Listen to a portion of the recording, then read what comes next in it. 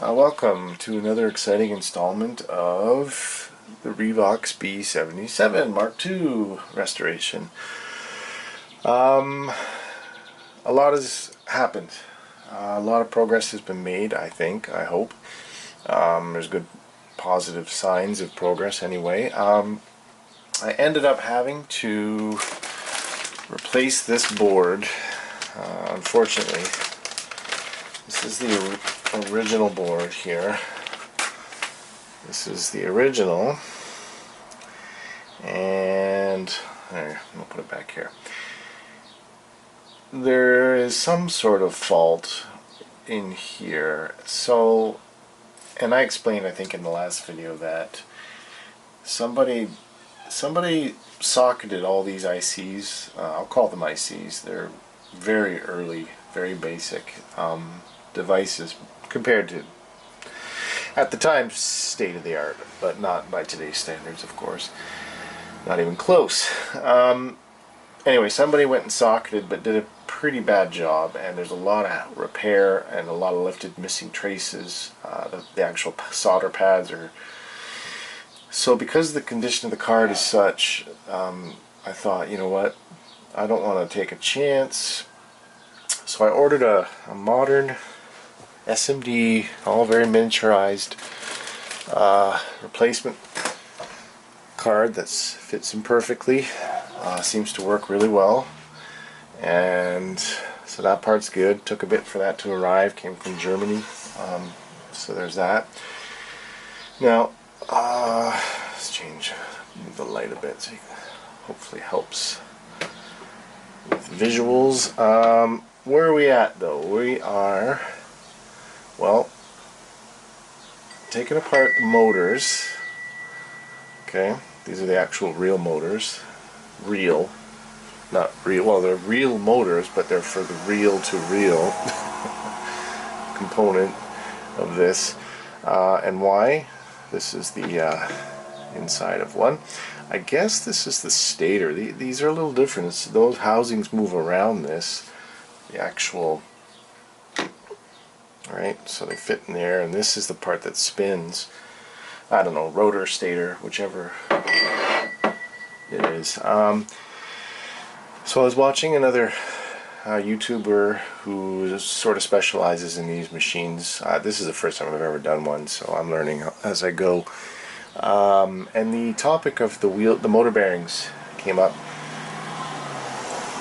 and I happened to take a moment and give these a listen after I took the front plate, the braking mechanism plate, which is held on by 3 screws, and removed everything on the front, got the motors out, or at least just had them in without the braking mechanism in so I could spin them freely.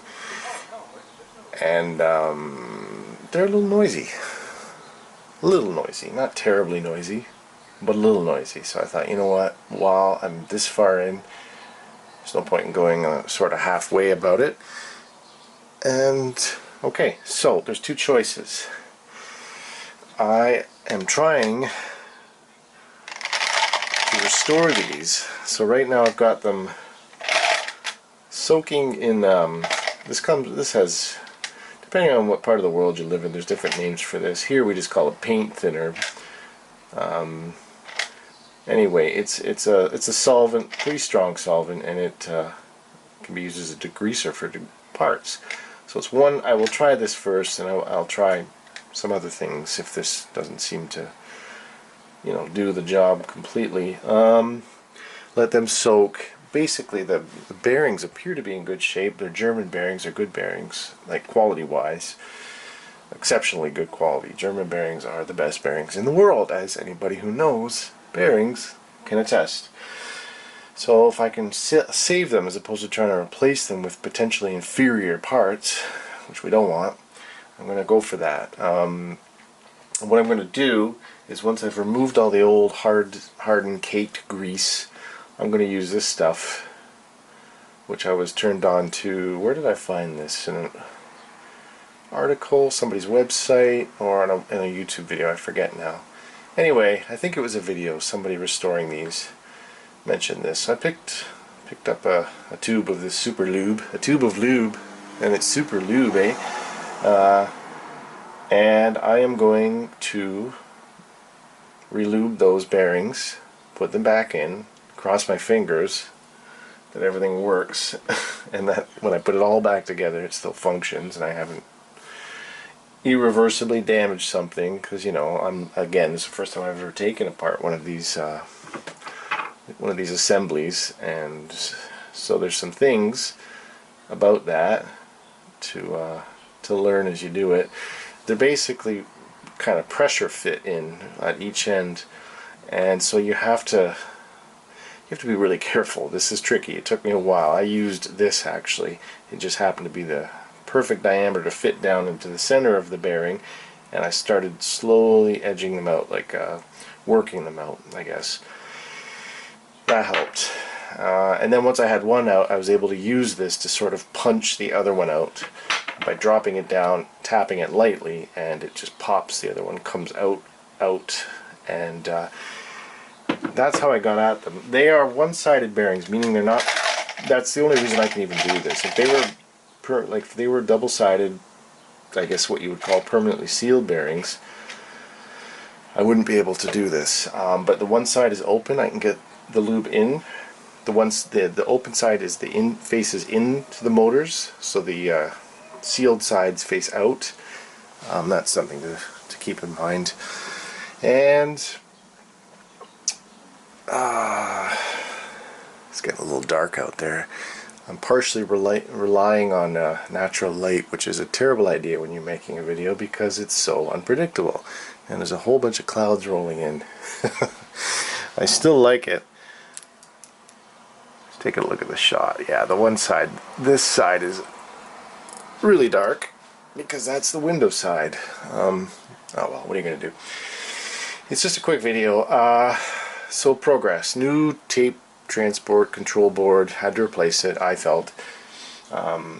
Did that, seems to function great. Going to work on these motors if I can get these bearings back. The capstan motor, and this is ultra quiet, so I'm not concerned about it. I mean, it is super quiet, and so I'm hopeful that that one's okay. You can see there's some kind of stuff, some residue, and I removed a lot of stuff here. I don't know what this is from. This was under the braking plate mechanism when I didn't know that until I pulled it off. It doesn't seem to be hurting anything, so I'm not too inclined to worry about that. This I've cleaned up well enough. It's just aesthetically. Some of it I think actually got into, on this side, I think some of it, whatever that is, seeped into the bearings. It looks that way anyway. And this motor was louder, noisier than this one. I would say about twice as loud if I had to throw out a guess. But that's relative. Not, I mean, we're not talking very loud, but still, I thought, you know what? And I was to see these. You could see how dried out and caked up the grease, the lube was, the grease. So I think this needed to be done. Hopefully it works. If it doesn't, I'm going to have to order up 4 bearings and just replace them.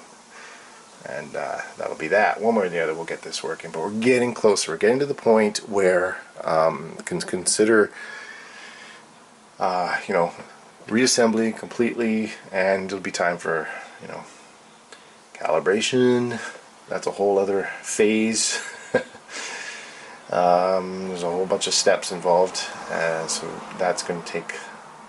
But I'm not like I like that thinking. Watching, I'll link to the videos. Armando, he's a YouTuber that, as I mentioned, specializes, and he always says, I'm in no rush to do this or get it done. I do it on my own time, and I love that approach because being in a rush often leads to, well, yeah, leads to problems that you're creating for yourself by being thinking, I gotta get this done right away. I'm just gonna go stage by stage, step by step, work on this, see how this turns out. Let this soak overnight, and then see what condition they're in, and put it all back together and see if it's quieter. If not, then I'll reorder bearings and we'll do it again, and I'll put the new bearings in, and let's hope that they're as good a quality or even close to the quality of these, which I'm sure are excellent quality bearings. But after 40-50 years of service, you know, it's time for some maintenance or replaceal. Is that a word? No, that's not a word. I know it's not a word. Yeah, so that's it. That's it for now. That's the video. That's the update. All caps have been changed, all the ones that matter. All the pots have been cleaned, and so that's a whole other stage. Yeah, yep, getting there, and I'm really crossing my fingers that this machine will come back to life and really perform for me. I really think it's going to be like a centerpiece of my home recording, my home studio arrangement when this is finished. And I'm really excited about that. So stay tuned, stick around, check back. There will be more. There will be updates as soon as I can bring them to you. So with that, I'll say thank you for watching, and bye for now.